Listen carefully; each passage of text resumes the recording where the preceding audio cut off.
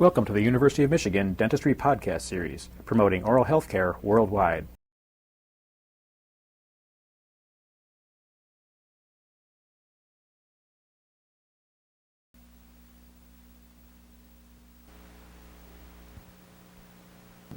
Soft tissue surgery requires a respect for tissue and for the biologic processes that are required in repair in order to manipulate these tissues appropriately in surgery. The flexibility of the soft tissues, the differences in mucous membrane and in periosteum, for example, all call for differences in the manner in which soft tissues are divided, reflected, and retracted. In the series of cases that you're about to see, we will attempt to demonstrate a variety of techniques in the manipulation of these tissues. All of these patients that will be shown were operated upon in our clinics after appropriate pre-medication and under local anesthesia. You will, we hope, see illustrated the principles of soft tissue surgery in which a respect and a kindness in the precision with which the tissues are handled will always be reflected in the manner in which they react and heal. If you are kind to tissue, it will be kind to you in the postoperative course of a patient. So we'll next proceed to our series of cases.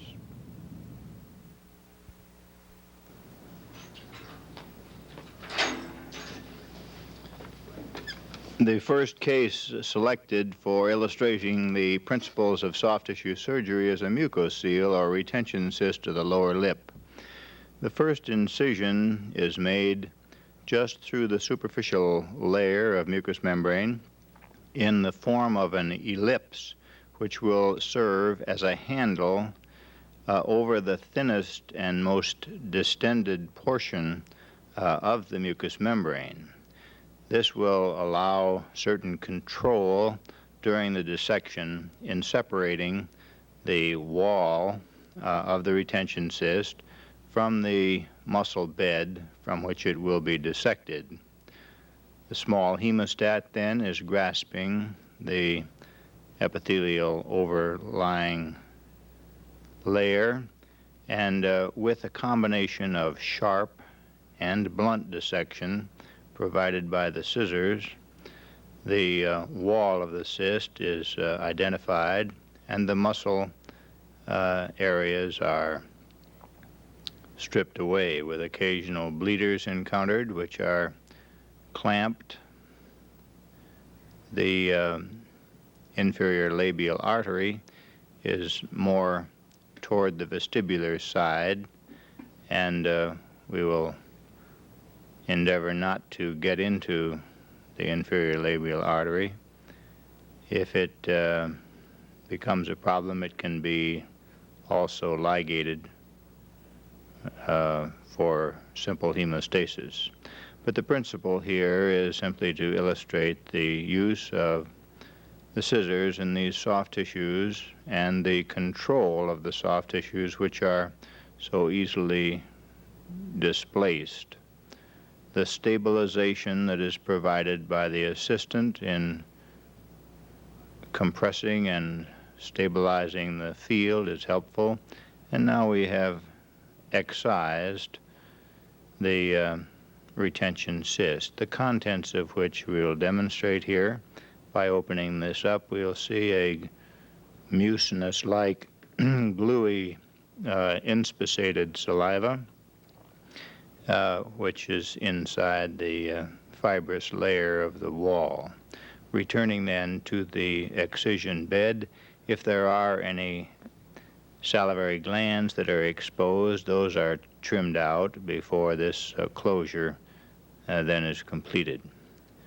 The sutures being placed here simply divide up the length of the incision, trying to segment it into equal fractions to distribute the tissue as evenly as possible.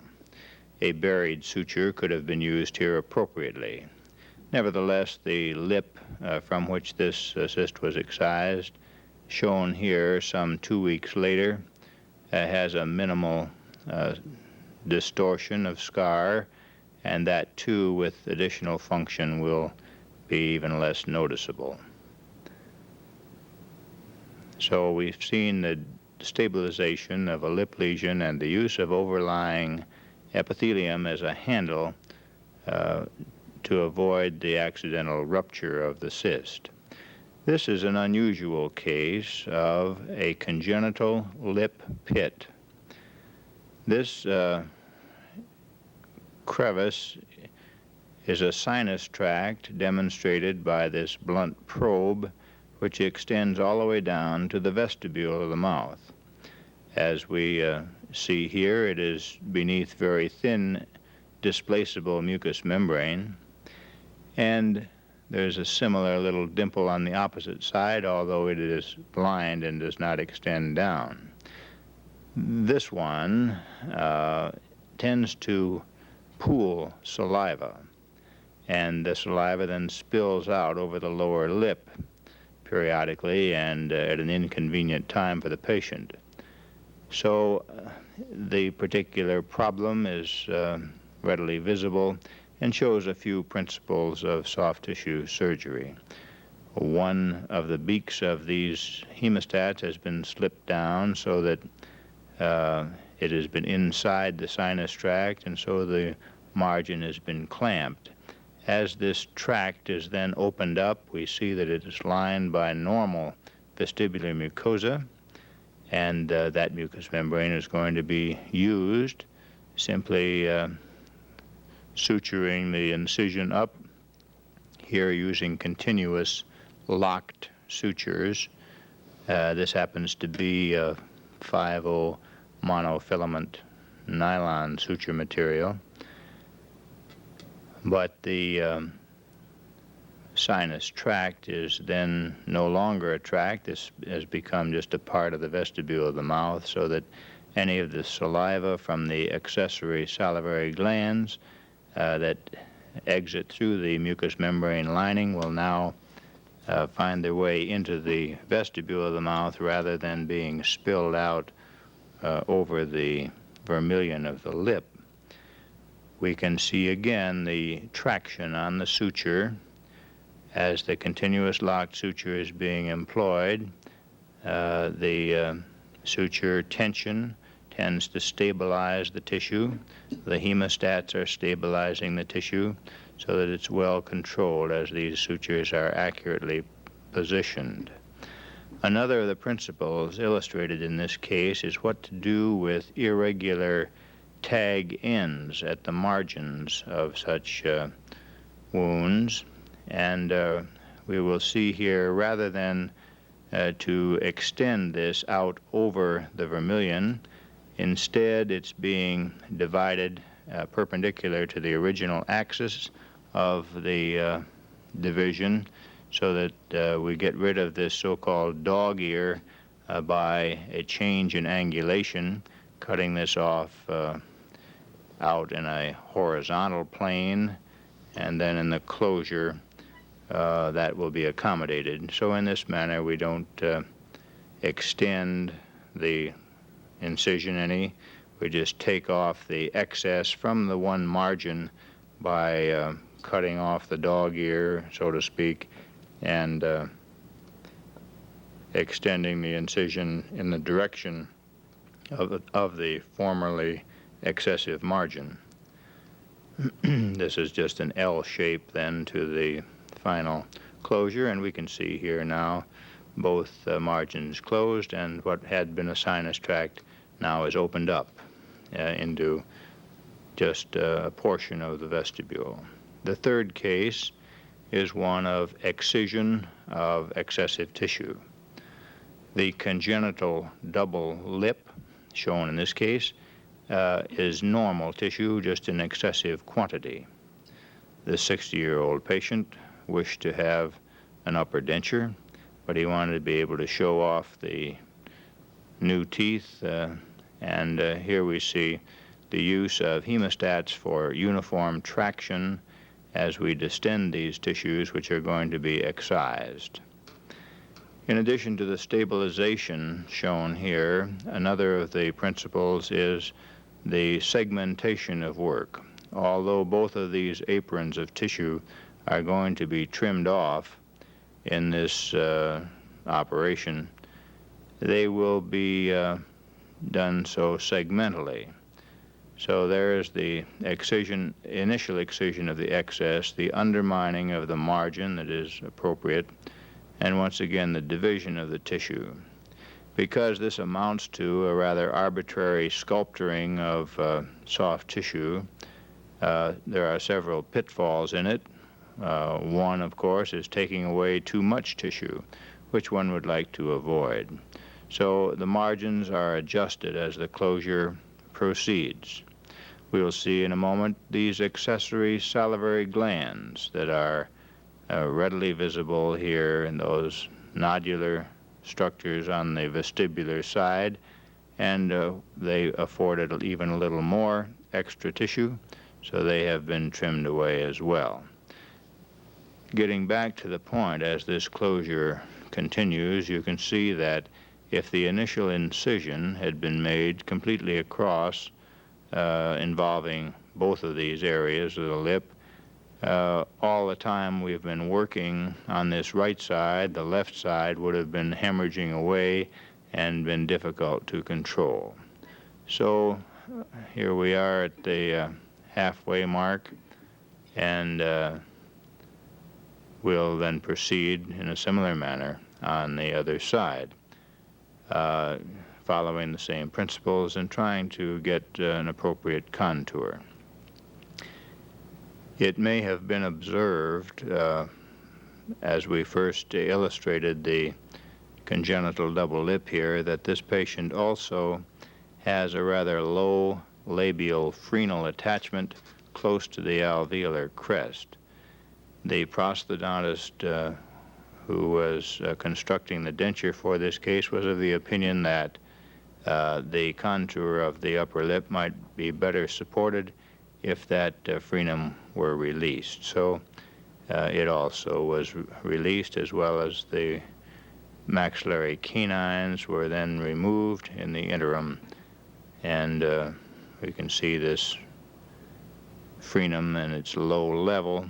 And as we see him in a post-op follow-up view here now, about 6 weeks later, the lip contour is fine, the cuspids are gone, and we've also performed a frenectomy at the time the canines were eliminated, and you'll see that in the vestibule here, still slightly inflamed, where the healing is not quite complete in this excision. Our next case is Ankyloglossia. The frenal attachment is here high on the free gingival margin, and we will illustrate the frenectomy for the tongue tie problem. We can see some of the limitations in motion of the tongue inflicted by this high attachment of the lingual frenum.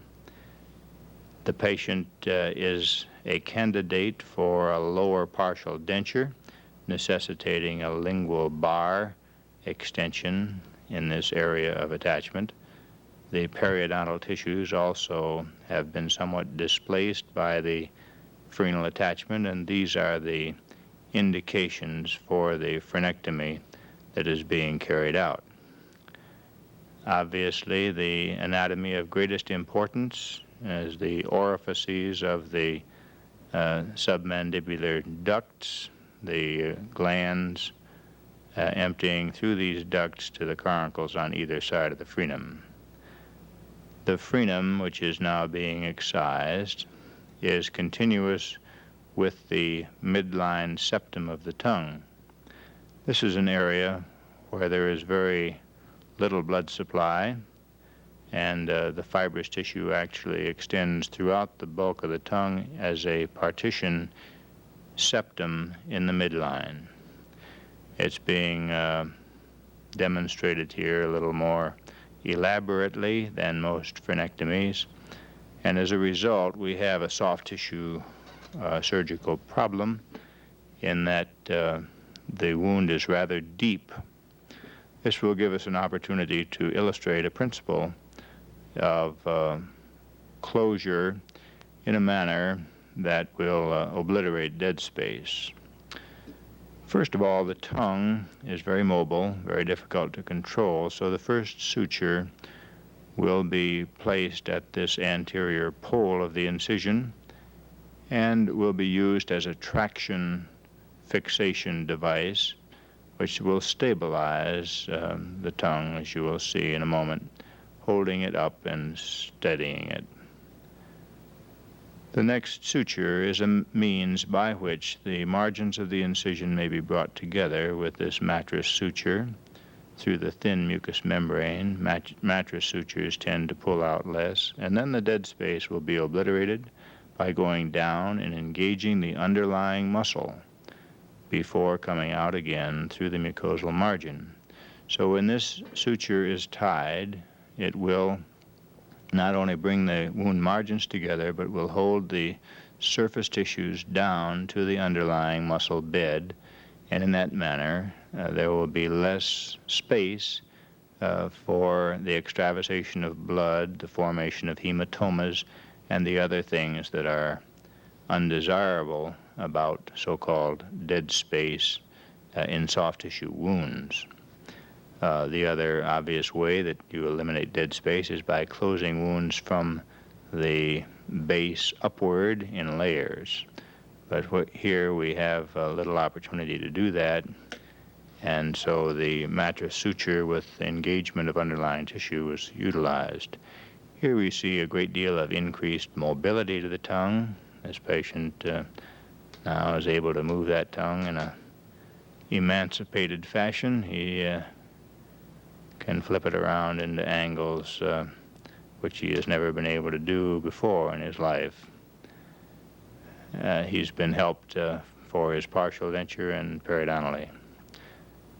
This is a very common problem. Our next case shows the hyperplastic tissue in the vestibule of the mouth beneath the malfitting denture.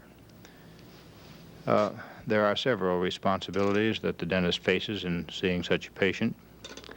One of them is to carefully evaluate the reactive tissues and to look for zones of suspicion that might prompt an immediate biopsy.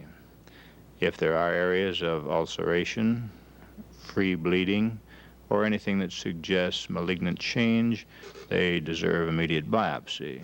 If there are no areas of suspicion of squamous cell carcinoma, then the possibility exists to reduce the traumatic edema. So by using tissue conditioners or eliminating the use of the denture for a period of about 10 days, much of the acute inflammatory reaction will subside in this zone, and the bulk of the tissue will be reduced about 50%. After that's been achieved, then the irreducible change in submucosal scar will need to be excised. Once again, in an excision procedure, we see the stabilization of tissues to control the incision that is made to divide them instead of having them be displaced by the cutting edge of the blade. An effort is made here, once again, to segment the work, just excise and then gain hemostasis and closure in one fraction of the operative field rather than to open up the entire operative field at one time. Some of the overlying mucosa is being sacrificed here, to be sure. In some instances, a submucosal dissection of the fibrous scar tissue can be carried out. an effort is made here to preserve the height of the vestibule, and there's again undermining of the rather elastic vestibular mucosa so that it can be displaced rather readily. Scissors are helpful here. They can get into the submucosal plane and dissect quite readily with minimal disturbance in blood supply. Suture anchorage to the vestibule. Occasionally you can incorporate periosteum up at the height of the vestibule to stabilize and maintain vestibular height in such a maneuver.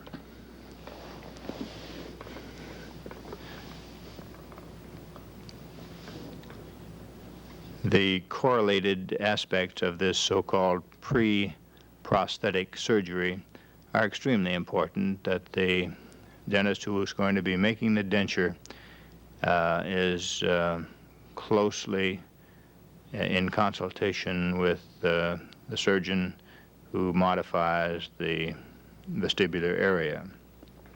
Because unless there is careful and immediate improvement in prosthodontic service, this reactive tissue change will recur. Therefore,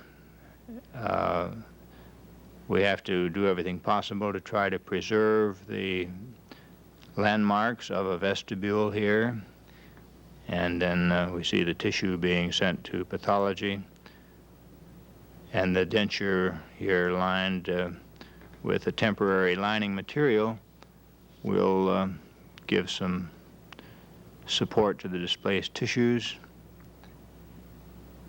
And once again, here is a simple Vaseline gauze which will prevent the zinc oxide-based cement from locking into the suture material.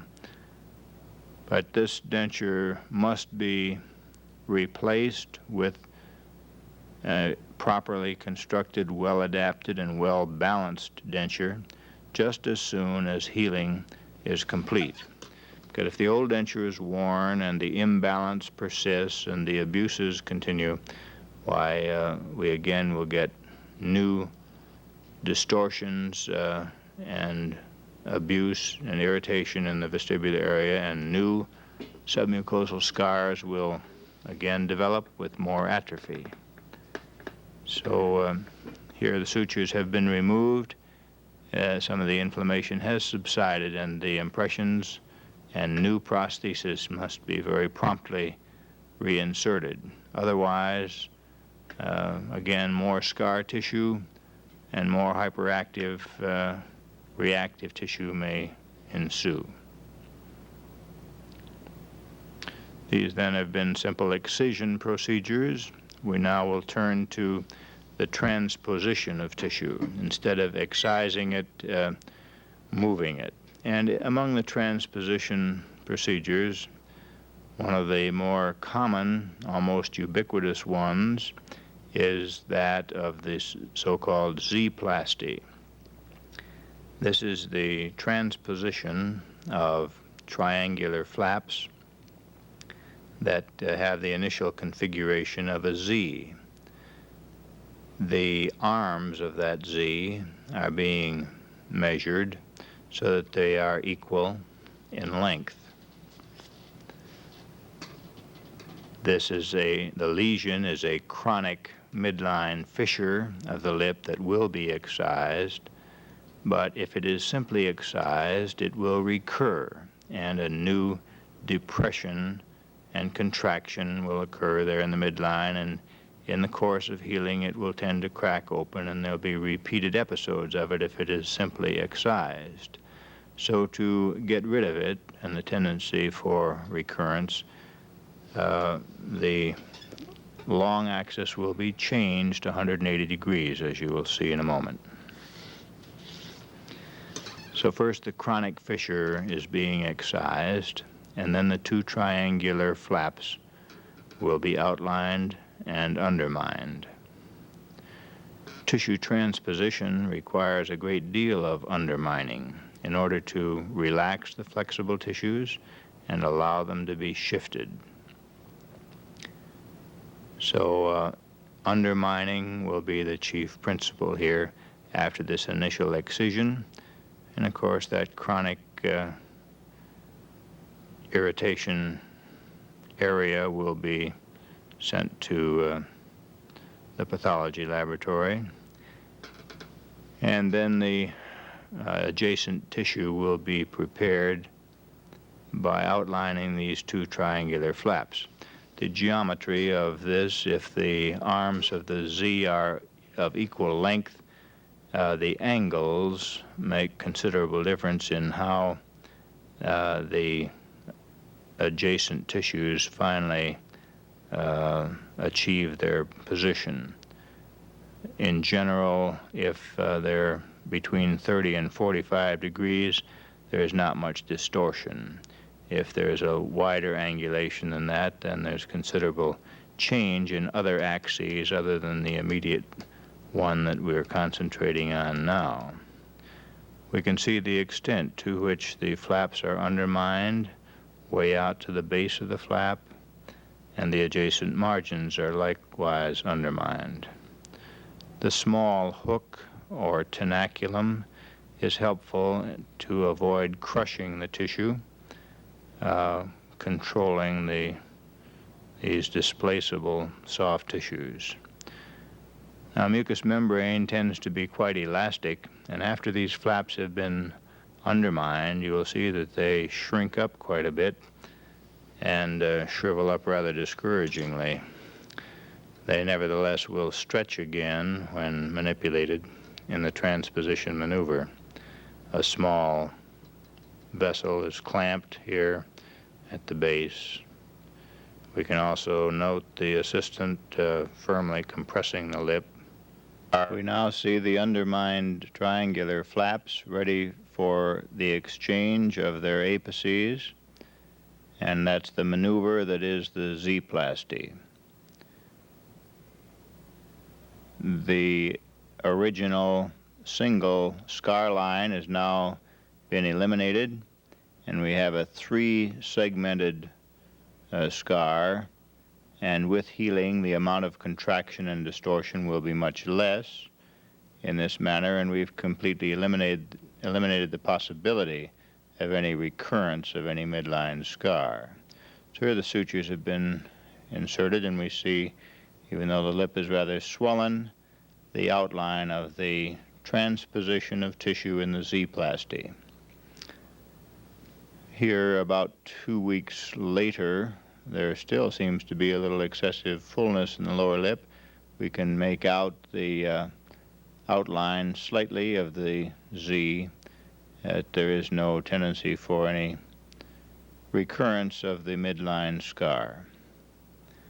Another of the maneuvers of soft tissue is the flap transposition for closure of a chronic Oral-antral fistula. This patient is draining purulence from this opening into the maxillary sinus. In the maxillary sinus, the radiograph shows a radiopaque ball of foreign body in the sinus, and the patient had difficulty with an extraction, and we see in this periapical film a residual root tip, as well as the bone defect of the antral floor. Returning to the oral cavity, a flap is outlined in methylene blue for demonstration purposes, which will be undermined. You can see a little parotid secretion there. This flap will be undermined and will be shifted over the bone defect after the chronic Oral-antral fistula has been eliminated. There has been quite a little chronic irritation exerted from the opening into the maxillary sinus over a period of 1 year. The patient has attempted to wear a denture for that time, but this has been unsatisfactory due to the accumulation of purulence under the denture. We'll see here the preparation of the tip of the flap by the excision of just the epithelial element of the mucous membrane, so that the terminus of this pedicle flap is being prepared before it is elevated from the bone by taking off the surface epithelium. That will permit the later overlap at the junction by carrying the end of that flap underneath the undermined palatal mucosa to give an improvement in the surface area that is contacting in providing a watertight seal in the closure. At the moment, the epithelial lining of the chronic sinus tract is being excised, and some of the hyperplastic reactive tissue from the antral membrane is also being eliminated. So that has been excised as a sinus tract, and now carefully the periosteum is being lifted away to elevate the lateral flap of mucosa that will serve as a pedicle to swing posteriorly and medially across the defect. The bony defect of an oral-antral opening is always much larger than one estimates from the 2 dimensions of any radiographic projection. So the flaps should be designed to take that into account if the closure is going to be successful and if the soft tissue margins are going to be supported by bone. More of the chronic scar tissue and hyperplastic tissue is being eliminated, and we just recovered the retained root tip. This was probably one of the buccal roots of a first molar. The extraction was reported to have been difficult, and it must have taken out the antral floor as well. Now we go up into the sinus, and greeting us is this large foreign body that has become encrusted over a year's time. That proved on opening it up to be somewhat blue in color and represented some impression material, some zinc oxide paste material that had been forced up into the sinus at the time the impressions were taken for the denture. And it has been up there for a year and has become encrusted by the secretions of the maxillary sinus. Returning to the surgical procedure of this fistula closure, we now are undermining the palatal mucosa. And we next will see a rather important step in the procedure that illustrates the difference between mucous membrane and periosteum. Mucous membrane is elastic and periosteum is very rigid. So if we're going to get this flap to move and carry it across where we want it to go, we're going to have to release it. So up at the base, we're now making an incision that just goes through the periosteum out laterally, and therefore allows the periosteum to gap as we bring this flap to its new position. Another of the important principles in soft tissue surgery is not sewing yourself into a corner or limiting your access, so the delay in tying of sutures is being illustrated here. These are mattress sutures, and they're going to be placed in a manner that will tend to bring the end of this flap over so it laps underneath the elevated palatal side. And you see none of them has been tied until they are all positioned. Then they can be tied, and we retain our access while this is being done. Now the closure has been complete with the tying of the mattress sutures and a few more interrupted sutures. Slight donor site anterior is over sound bone. The vestibule has obviously been obliterated as this flap has been brought across.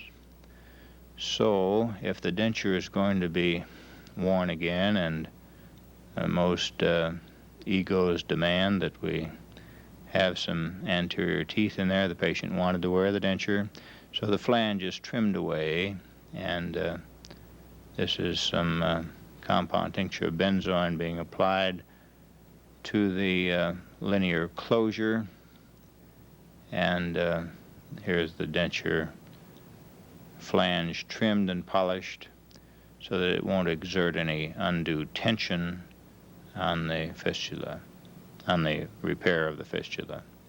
These are the prizes of the day, and it was thought that possibly, there's the x-ray postoperatively, thought that maybe we'd have to do a vestibuloplasty here, but the healing, as you can see, is quite satisfactory, and the patient then went on to the construction of a new denture and wore it satisfactorily.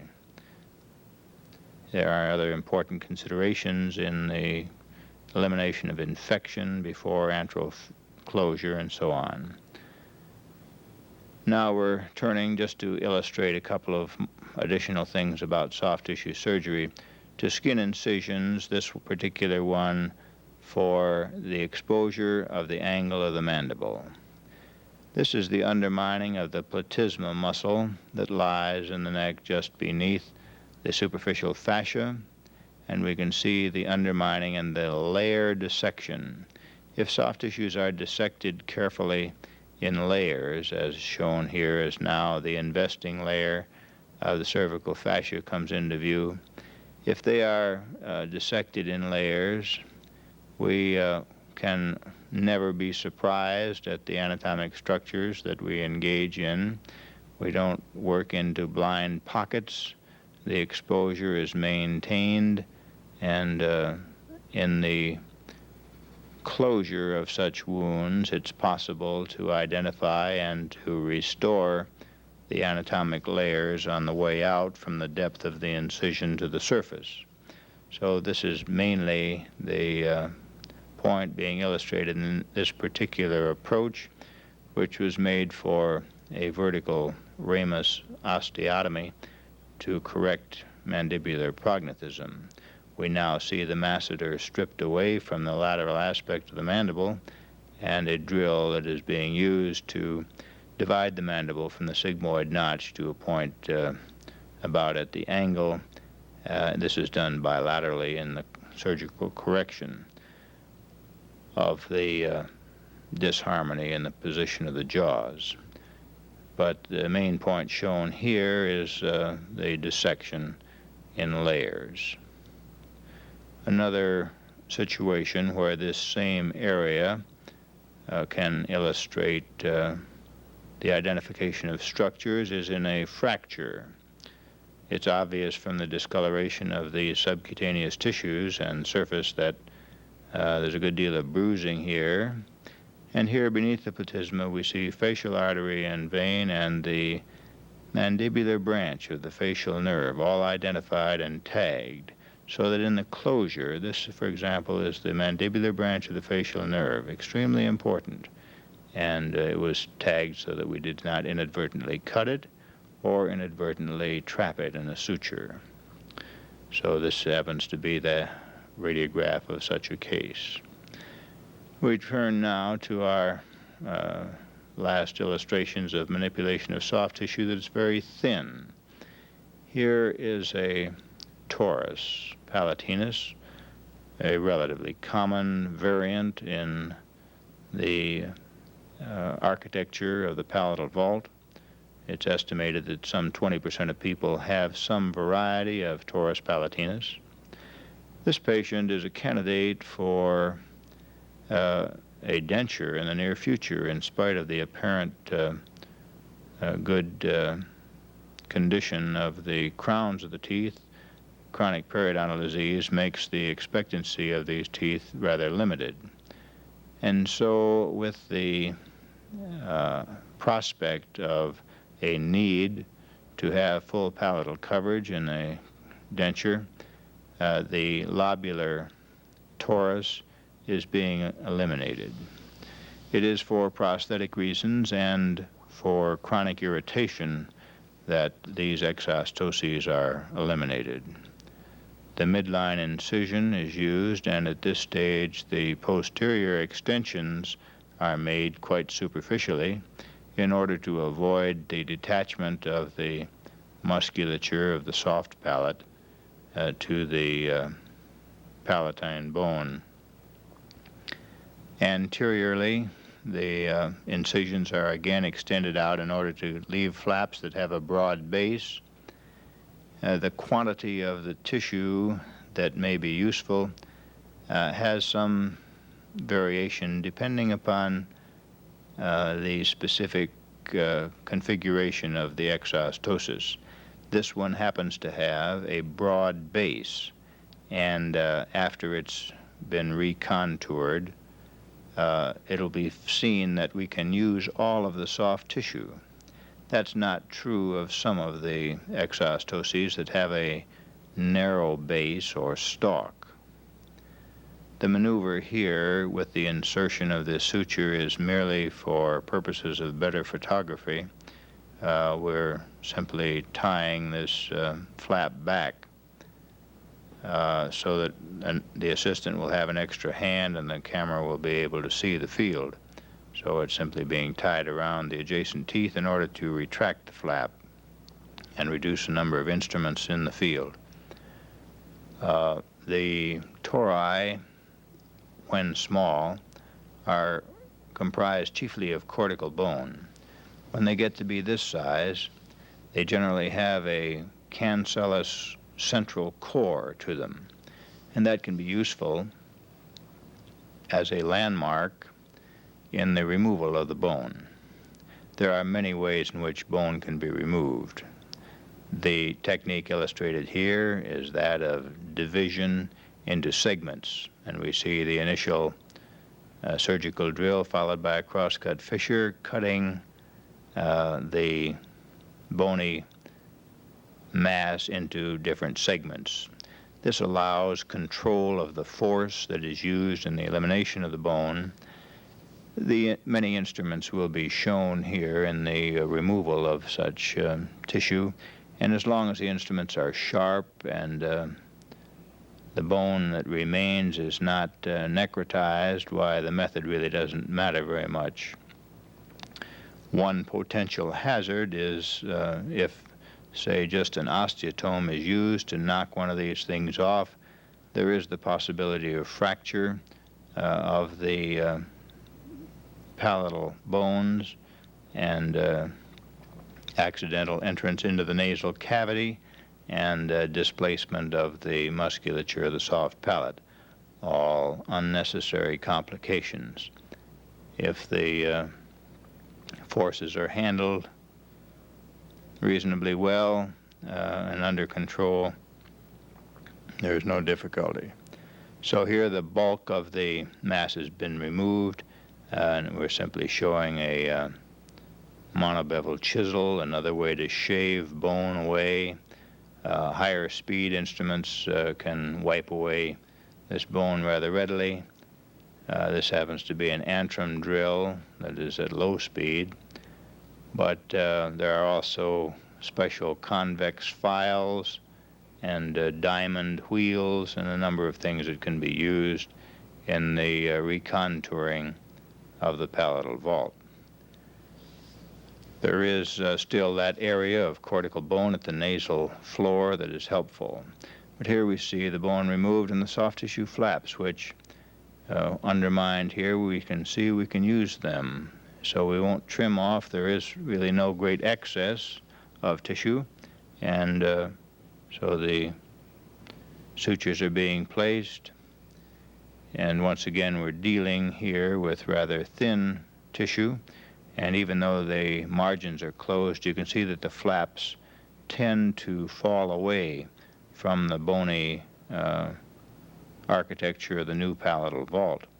So those flaps are going to have to be held up against the bone in order to avoid dead space, thing we illustrated earlier in soft tissue wounds of some depth.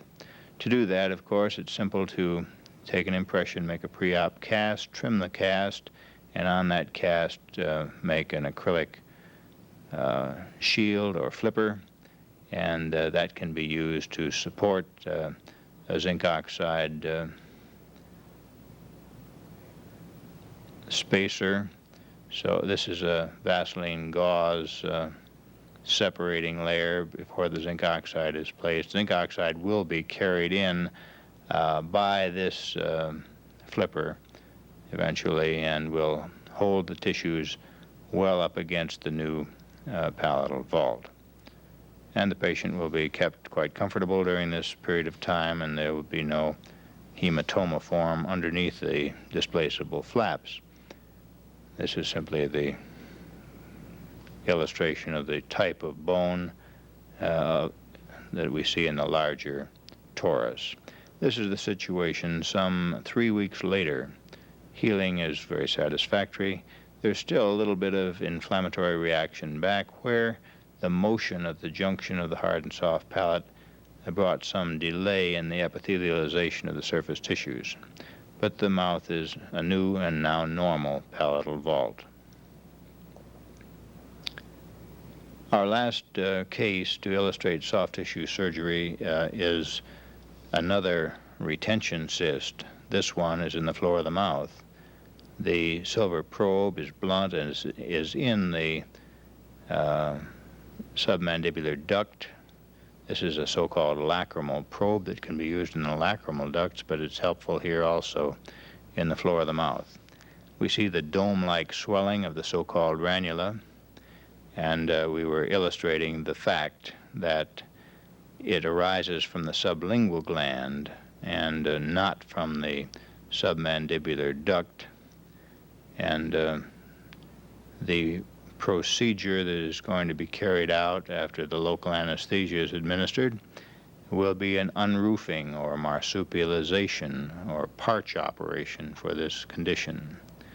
First of all, the floor of the mouth is very mobile, and this traction suture will be used to simply stabilize and elevate the floor of the mouth so that we can control it once again, a principle of soft tissue surgery. The roof of the cyst is going to be excised, and then the wall of the cyst will be sutured to the adjacent mucosa.